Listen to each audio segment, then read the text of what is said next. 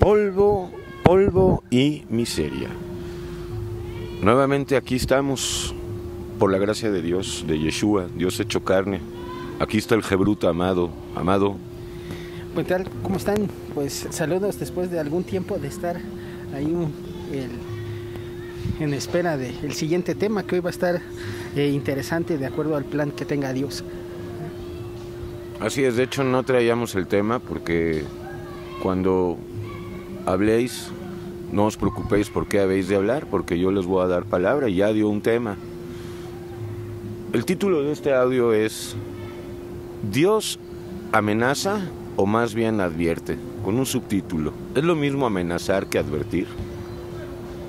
¿Qué encontramos acerca de esto?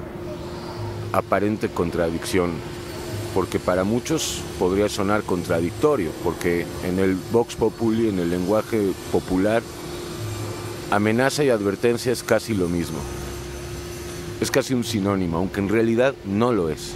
Sí hay una diferencia entre la amenaza y la advertencia. En la amenaza suele tener ya un ímpetu de odio, de contienda, de rencilla, del tú por tú, de la venganza. Sin embargo, la advertencia es una amonestación que a lo mejor dentro de lo que cabe, en lo severo que suena, es una pequeña prevención de que algo puede evitarse si se toma la medida correspondiente que se está planteando. Entonces, en base a eso, esa diferencia es clave, porque, por ejemplo, vamos a poner un ejemplo de cada una. Una amenaza puede empezar a decir, pues ahora como me hiciste te hago, pero una advertencia puede decir, no lo hagas para que esto no pase. Así es. Sería bueno ver esto en la figura paternal del Padre, ¿no? Porque el Señor es nuestro Padre maternal. Porque verdaderamente un padre que ama, que disciplina, que edifica, pues previene, advierte. A mí me gusta más sinónimo de advertencia, prevenir o prevención.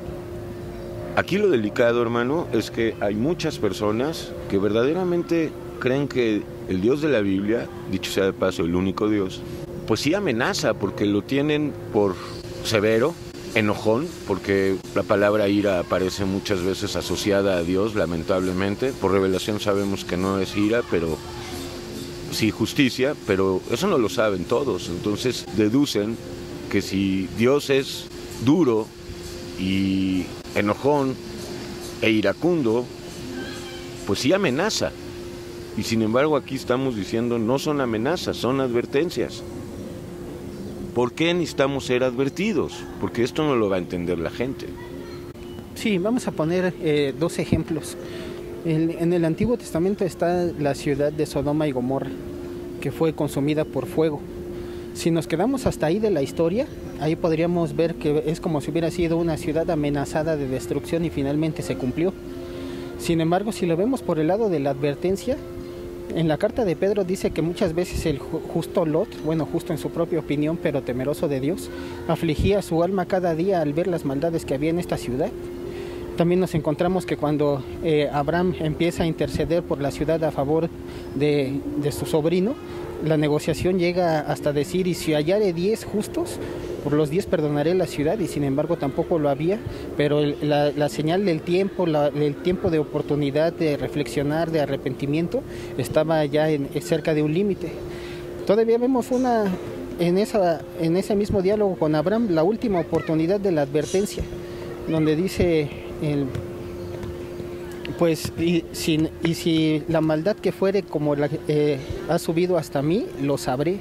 O sea, no porque Dios no lo supiera, sino porque todavía es la última oportunidad que le está dando a la raza humana de reconsiderar su camino y de ver que si no optan por el camino que está ofreciendo de arrepentimiento, entonces vendrá lo que Él tenga determinado de acuerdo a lo que los ojos de su justicia ven y no la apariencia del ser humano. Ese es, por ejemplo, un ejemplo. Otro ejemplo también, si lo vemos como amenaza, es cuando llegaron los caldeos y se llevaron al cautiverio a Judá. Si lo leemos de esa manera y nos limitamos a verlo así, pareciera que una amenaza se cumplió. Sin embargo, ahora vamos a verlo con los ojos de la advertencia. Durante 40 años estuvo el profeta Jeremías amonestando que el pueblo se arrepintiera de sus pecados, que dejara la idolatría, que regresaran a Dios. y sin embargo pasó su niñez, adolescencia, juventud, se hizo grande y pues el pueblo no entendió, entonces tuvo que llegar el ejército, el caldeo. Entonces, cuando él está advirtiendo es para que las naciones reconsideren una oportunidad de arrepentimiento, o los mismos individuos también, antes de que él desate lo que considera más prudente para un fin. Sí, aquí lo que importa es deslindar a Dios de este calificativo de amenazador, Dios amenazador, y dejar en claro que no es más que una advertencia. El ejemplo más grande es el de Génesis 3. De todo árbol podéis tocar, menos de ese árbol de la ciencia del bien y el mal, porque el día que lo toques morirás. Suena una amenaza, o sea, sin revelación. Y ahí también está Satanás, porque Satanás quiere desprestigiar a Dios. Y lo que quiere hacer es hacerle creer a las personas que Dios es enojón, que es un dictador, que amenaza, cuando en realidad advierte como padre que es, para que no suframos, para que no caigamos. Sí, en ese aspecto es curioso notar que el mandamiento no era más que una opción de enseñarle al ser humano que podía tener la opción de escoger lo bueno y la obediencia, y que todo lo que había para bien de él fuera de bendición. Sin embargo, efectivamente, Satanás utiliza las cosas que son para él un arma estrella para hacer caer al ser humano.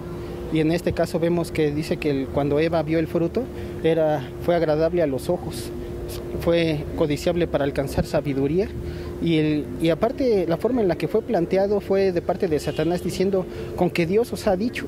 O sea, siempre él tratando de acomodar las cosas para que la meta del ser humano, que es material, terrenal, se enfoque ahí y deje de ver las cosas que están en el cielo, donde está el Mesías. Entonces, en ese aspecto viene un engaño bastante peculiar para que el ser humano opte por el camino que a él le parece derecho y que al final es camino de muerte. Otra cosa interesante también de notar que Dios advierte, que él no amenaza, es el ejemplo de Jonás. Muchas veces el hablar de este profeta es hablar de que no, pues un gran pez se lo tragó, y todo el mundo imagínese a una supuesta ballena, que el texto bíblico dice que era un gran pez.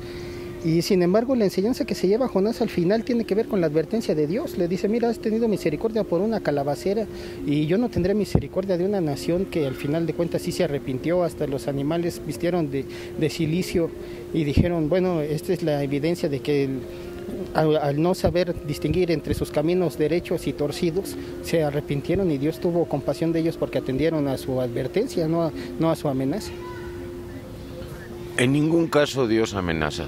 Todas son advertencias, y de amor. Eso es el punto.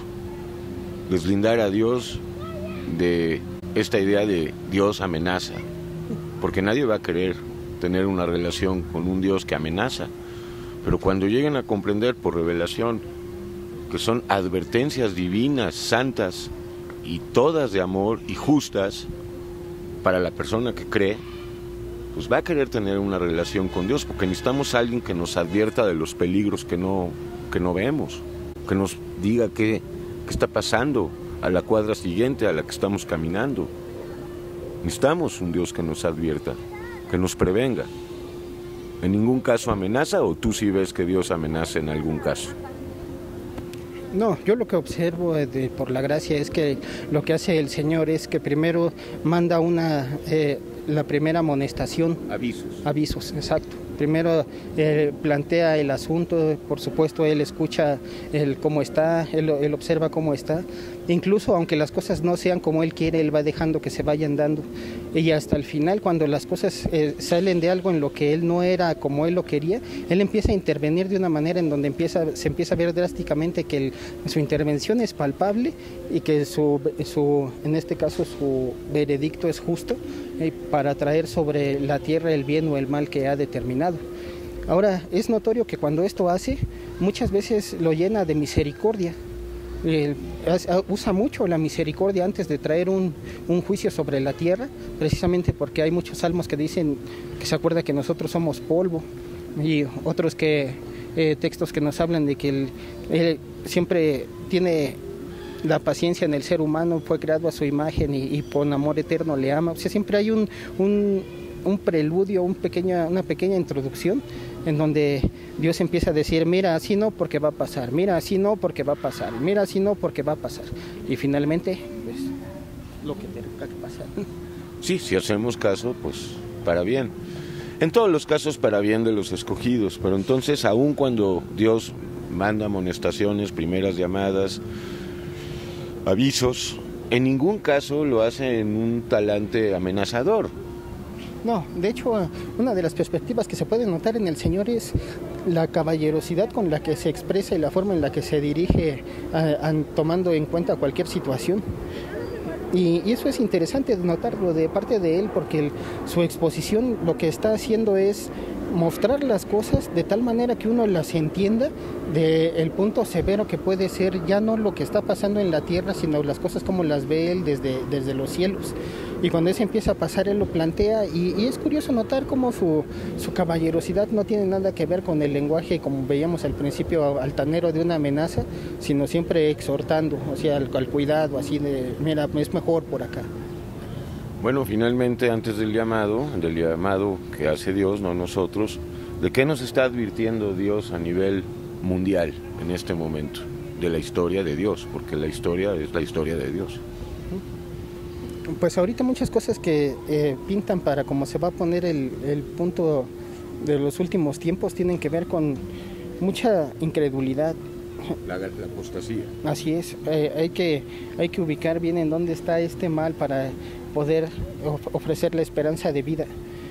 Otra cosa de la que nos está advirtiendo ya en esta época es de no anclar nuestra vida en este planeta en un sentido de que aquí está la instalación, aquí está lo material, esto es lo duradero, como si en verdad permaneciera para siempre, sino que Él nos está haciendo un llamado en el que llega un momento en que ni siquiera la muerte puede detener el fin trascendental de la vida, ni las glorias que vienen tras los sufrimientos del Mesías.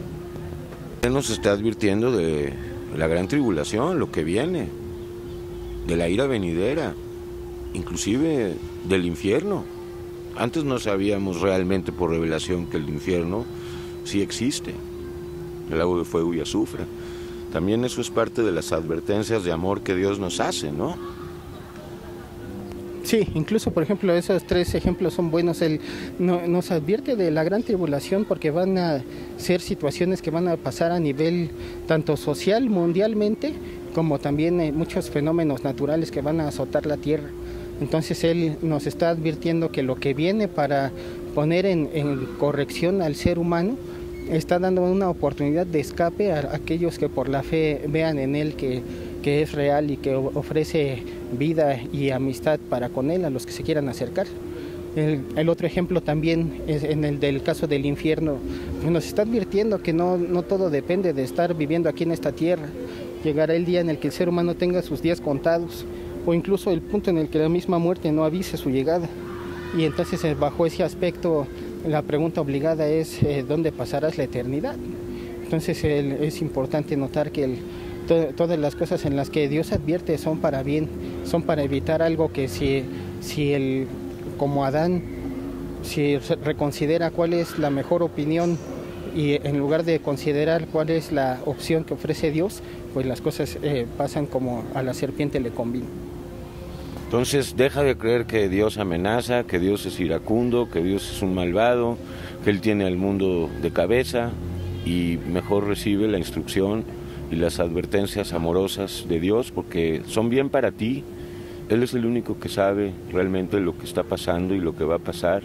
Y necesitamos un consejero no humano, sino Dios hecho carne, es decir, Yeshua.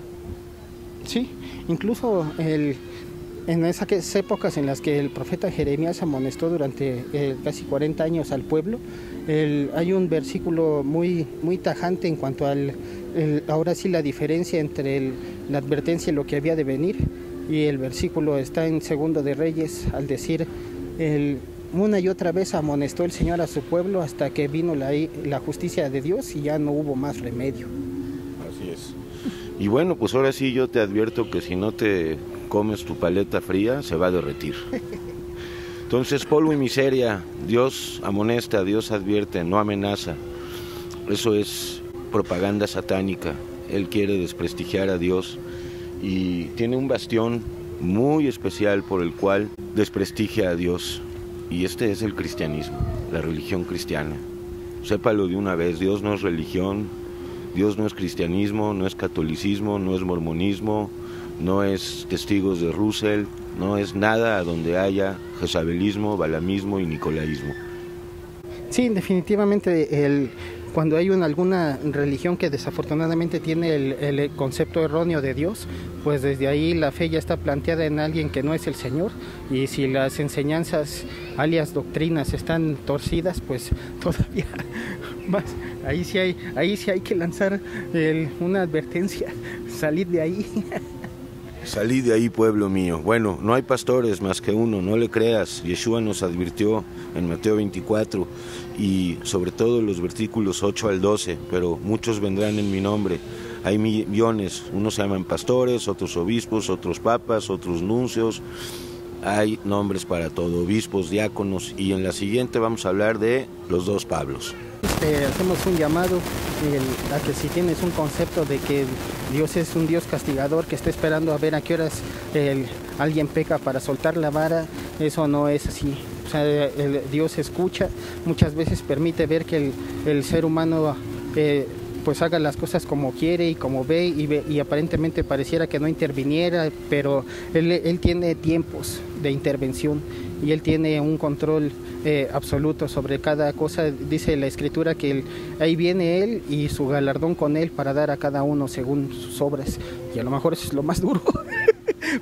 Así es, mejor deja de hacer tus obras y vive en las obras de Dios, porque si va a pagar, como de hecho lo hace, a cada uno según sus obras, no nos van a alcanzar las supuestas buenas obras, porque Dios se ríe de las buenas obras humanas.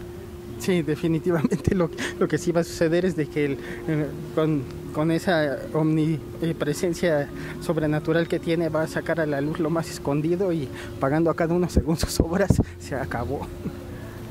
Así es. Y cada vez que leas en la Biblia la palabra ira asociada a Dios, no está bien escrita esa palabra, es justicia de Dios. No ira de Dios, no furor de Dios, sino simple y llanamente justicia de Dios. Sí, ya su intervención es cuando él ya habló una y otra vez y no se ha prestado atención a lo que dice, pues trae lo que tiene determinado. Así es. Y recuerda, Dios no es como tu papá, ni mi mamá, ni tu mamá. Es Dios. Así es, tardo para la ira y grande en misericordia. O sea que su justicia llegará algún día, pero es cuando el tiempo de él lo determine. Bueno, tarde para la ira, hay que explicarlo otra vez. Sí, ya vimos que aunque su justicia tarde, él sabe cuándo será, pero tarda. Primero deja que el ser humano reconsidere y aprenda muchas cosas. Hasta la próxima, polvo y miseria. Ve con Dios, te está esperando, no necesitas intermediarios, es directo con Él. Él te va a dar vida nueva, te va a dar esperanza de vida eterna, para que ya no tengas miedo a la muerte, o mejor dicho, para que tengas el poder para vencer el miedo a la muerte. Así es, entonces hacemos este llamado, es la oportunidad de ver que si en algo no tiene nada de malo, la advertencia es a poder reconsiderar que podemos empezar bien, todas las cosas así de cero, muchas veces salen mejor, y es porque Dios tiene reconsiderado un plan en el que las cosas se hagan como Él dice que son y no como nosotros creemos que son. Así es, polvo y miseria.